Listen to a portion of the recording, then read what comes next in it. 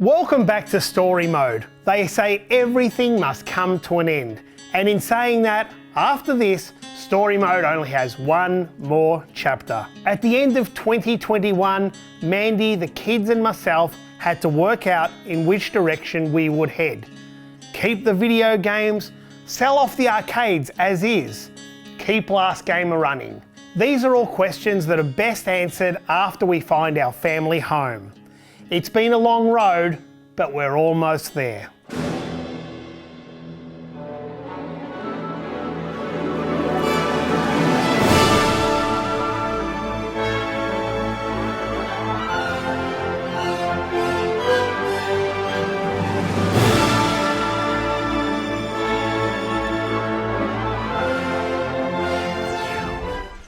Welcome to 2021, where they made a sequel of one of my favourite childhood films, Ghostbusters, in Ghostbusters Afterlife.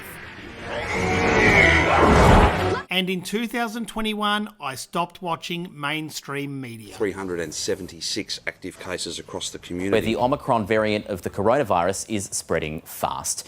Going out and being vaccinated. It's the best decision I made, and I found a new source of media on YouTube. COVID has become a very complex thing.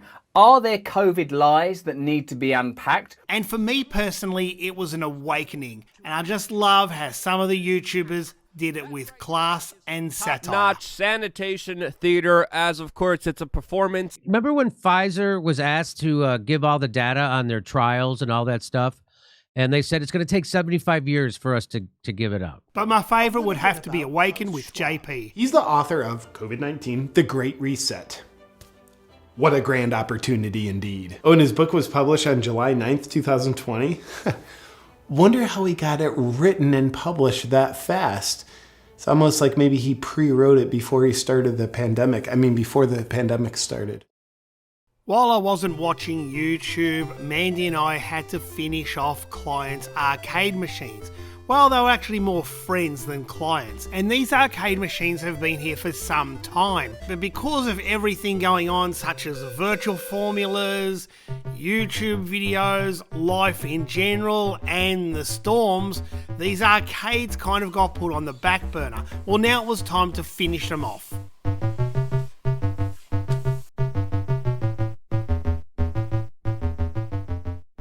Now, in order to sell our house, we needed to do a lot of fixing on the house. There was so many things unfinished from the last couple of renovations, and it was time to go to work and finish that. And one thing I cannot stand is working in the hot sun concrete. Like a vlog or a thing. So, just give me a hand with your brush. I'm wearing the cast. Well, as fun as the concreting was, it was time to get out of the house. We've been in lockdown for so long, and now it's time to take the kids and Mandy out and enjoy life. Do it again. No, that's it. Keep going. Keep going. Well, after banging some drums with an old friend of mine, we decided to go to our favourite restaurant, Veggie Bar. Oh, that line. We're going to Veggie Bar today.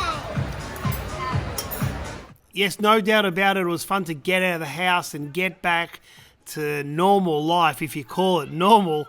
And while the sun was still shining, the kids got in some pool time. Before we leave this house, we wanted to kind of really use this pool because it's not something we used often enough.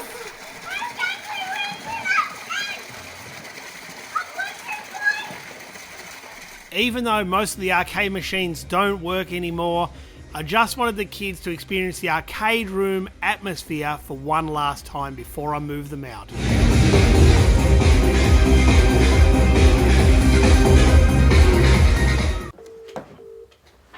Hello there. Hiya, Rob. Good. Excellent. So you're ringing from fucking New South Wales, mate. Far out. There's so much to tell you, but you know, like it won't come out because there's too much. Yeah, it's gonna take some time. Dag's come last week. He come on Monday. I haven't seen him for ages. When Rob and I get on the phone, we could last between 2 to 4 hours, and this call actually lasted almost 5. We haven't spoken for months. We've just been so busy with our own lives. Well, now it's time to get into the house, fix it up, and sell it. Somehow the carpet all locked. Oh, this feels lighter. I don't want. What do you draw?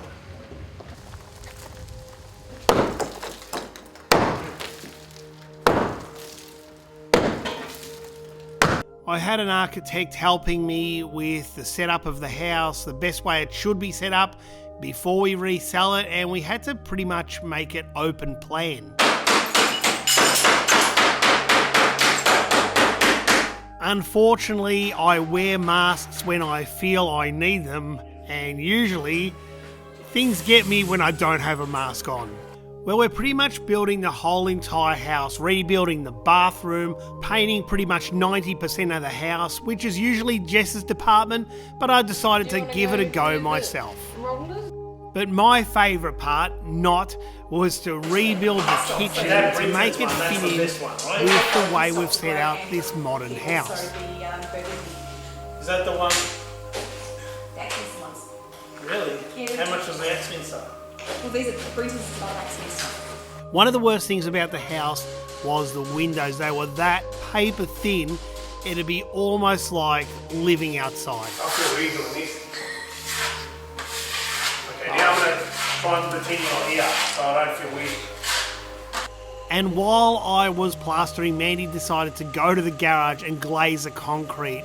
We put this epoxy down and it started coming up when you would drive the cars on it, so we just had to remove it once and for all. Get in line. Now we need to make the most important parts of our shower. The tap. Now, if you're wondering what I'm doing here, I'm actually using a laser level to work out the position of the TV on the wall. As you may know, I was a TV installer and I'm very fussy on where the TV goes, and it has to be so perfect. Yes, I didn't see you standing there from Barry David. Barry David? Yeah! Look at this. Now the house is starting to look like a modern house with double glazed windows. It was actually starting to feel so much better. And we put this planter box in. It's just a big box where we'd have nice greenery, and it brought a certain balance to the centre of the house. Whoa! Well, that's actually nice. After the planter box, it was now to install the second toilet. This is something I'm not very experienced in. I've done it once or twice before, but as you can imagine, I hate doing it. Now all the hard stuff's done, it was time to sort out the finer details and throw away any rubbish, which Luke and Zelda would not be happy with, as I had to get rid of that Sony box. The kids are outside. That's a good thing.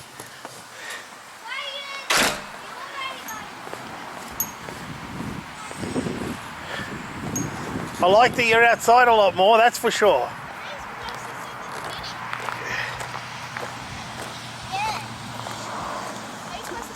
Well, we'd work on the house day and night, every single day to get it finished. But there was one day I was having off, and that was to watch my beloved Melbourne Demons. All right, so it's grand final day. We're all here. Mandy's preparing an amazing meal. We've been going crazy, since this morning? Since about, 7, 8 o'clock this morning. It is now exactly 4:45, and at night, in the afternoon, and the game actually starts around 7 o'clock, 7:15, something like that. This is it. I followed this team for 41 years, thanks to my best friend Mikey from primary school, and at the age of 7, right? And now my family follows Melbourne. Jess follows Melbourne. We all follow Melbourne, well, family, and I've got my scarves. I've got my number plate here, the Ox. That was a player who actually wore this jumper, number 5, David Schwartz, back in 2000. He gave his number plate because, anyway, that's a long story. 57 years, they haven't won a premiership, and this is it. Doing this would just be such one of life's bucket lists to tick off. I'd love to see him win a premiership. Haven't been with Zelda to the footy. We're going to have to go one day. Look, she's gone shy. We have to be... Yes, it was a long wait from the time we got up in the morning right up to the start where the parade was going on inside the ground, the opening entertainment. It just seemed to drag on. I just wanted to bounce the ball, win or lose, just get on with the game. Come on, Melbourne, please. Left. Good bounce too. Gorn kicked out of it. McRae came in nice. Smash it. Gorn went back and found it, and then Oliver got taken in a really good tackle. Rivers went and got it. Sailing with Oliver. Within the lanes off a step. Christian goes.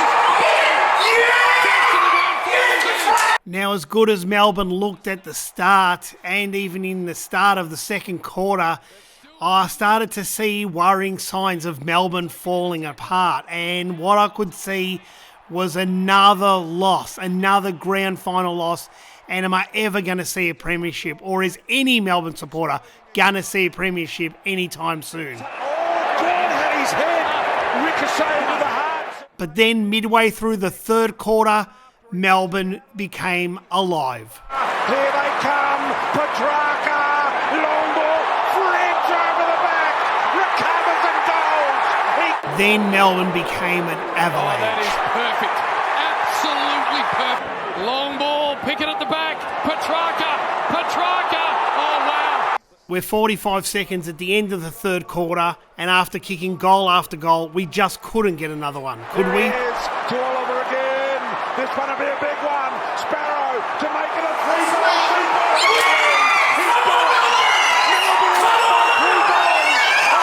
Yes, it's one of those moments I'll cherish forever. We won by 74 points, 140 to 66, and here I was thinking halfway through the third quarter we were going to lose. Delirious fans and players. Melbourne have won.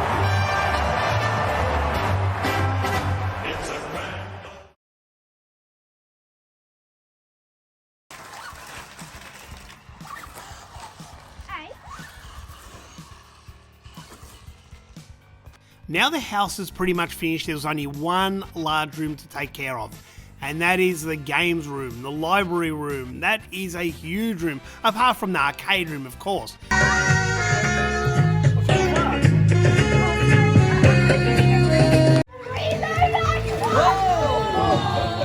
I decided to throw a New Year's Eve party because it was the last one we were going to have in the house before we started our search for a new house. And it was amazing. I even caught up with an old friend of mine, Ludo, who wanted to reconnect me with a mutual friend of ours who can help me fix my arcade machines. Well, the first house we looked at was our dream home. It was way over our budget, but it was absolutely gorgeous. 3 levels of home. There'd be possibly enough space to put my library, maybe to have to stretch over 2 rooms.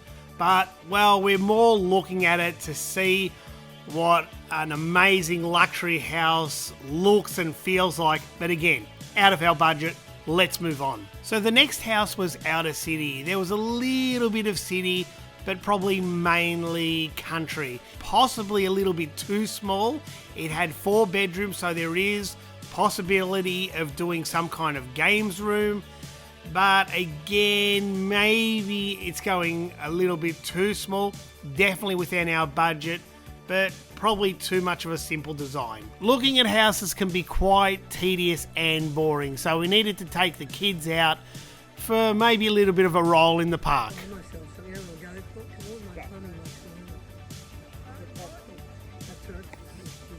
Keep going. Roll the way down.